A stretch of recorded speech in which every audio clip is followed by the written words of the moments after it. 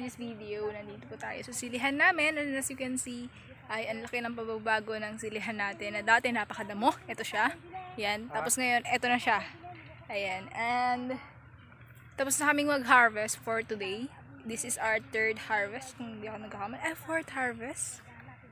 Nakalimutan ko na talaga. Pero yeah, basta mahalaga, nag-harvest kami ngayon.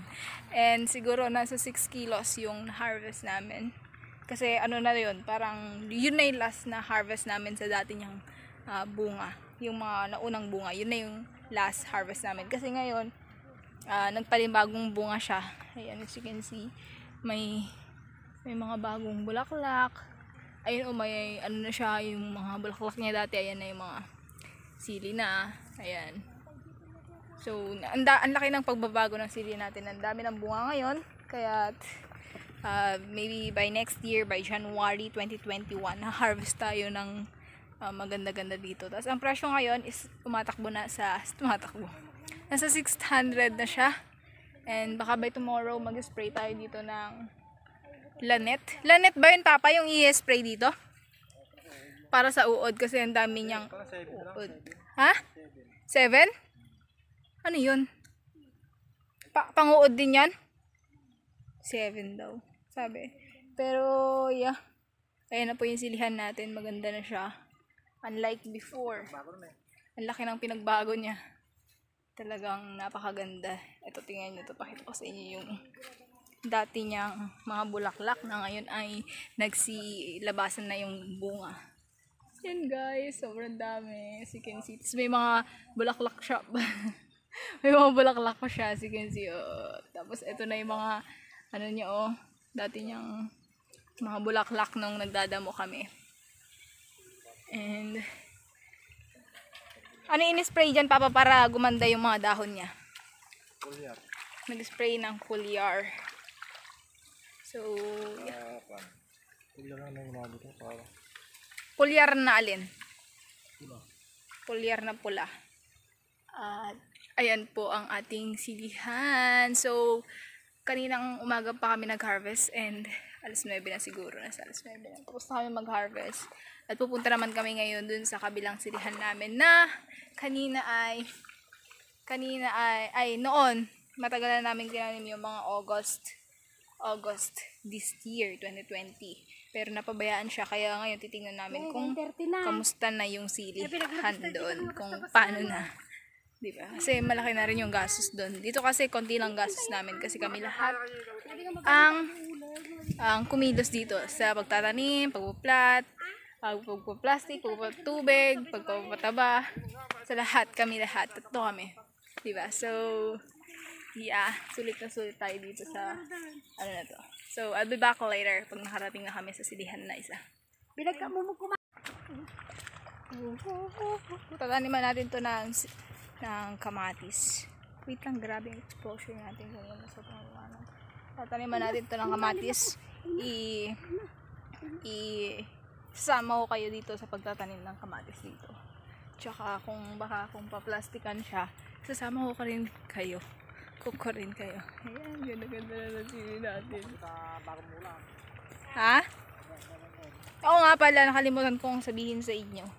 May mga bago kaming tinanim dito. Yung mga sinugot namin. Hindi ko alam kung sa Tagalog yun. Sinugot. Basta yung mga sinugot namin, ang gaganda na siya. Magaganda na. Bye-bye. See you by next day. Ito yung before. Tapos, papakita sa inyo yung after pag nakatanim tayo ng kamatis. Tapos doon sa may bakante doon, yung tabi ng silihan. Tataniman pa namin yun ng sili ulit. Kasi para sili doon, tapos dito sa bandan dito, kamatis. Diba?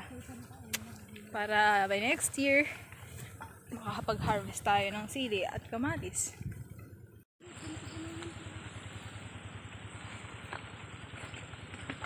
Uwi on. Ang tubig, ang ilog. Did you know guys na napupuno to hanggang doon sa may puno doon. Yeah, hanggang doon. Pagka tag-ulan.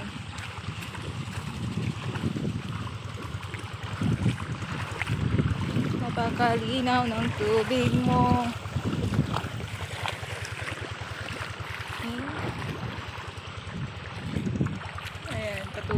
Galing sa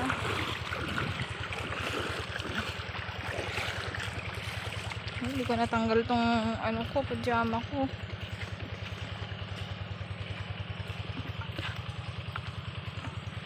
So, iniwan nila ako dito. Sabi nila, hintayin ko lang daw sila dito kasi baka wala ring bunga. Kaya tihintayin ko sila dito. And yeah, I'll update you guys pagka mayroon silang nakuha. Papakita ko sa inyo kasi nga sayang talaga yung dito banda. Nag-vlog ako dyan, nagtanim kami. Hindi ko na pala na-vlog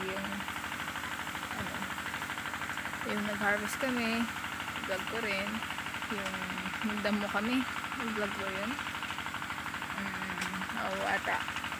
Kasi may porsyentuhan kami dito, tapos ayun, napabayaan. So sobrang sayang guys, kasi umabot na rin ng malapit nang umabot ng 100k yung gastos dyan, tapos biglang napabayaan. Kaya talagang wala, sayang, nakakalungkot siya, nakakalungkot. Tapos mababansaan mo na ayun na yung presyo, kung kailan tumaas yung presyo, saka wala nang ma-harvest.